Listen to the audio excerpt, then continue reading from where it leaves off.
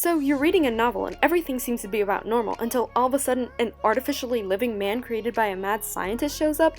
Looks like you might be reading science fiction. But what even is science fiction? While I'm sure we can all name a bunch of examples, it can be really hard to describe.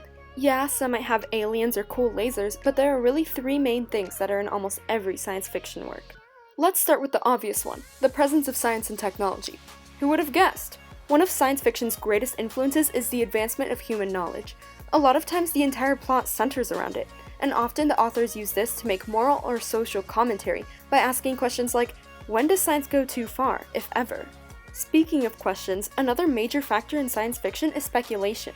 Basically what this means is that just about every science fiction novel started with the author asking, what if? What if we could travel in time? What if we contacted aliens? What if we reanimated corpses using electricity?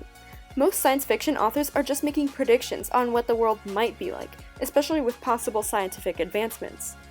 And the last characteristic of the genre is that it's always right in the middle between fantasy and reality.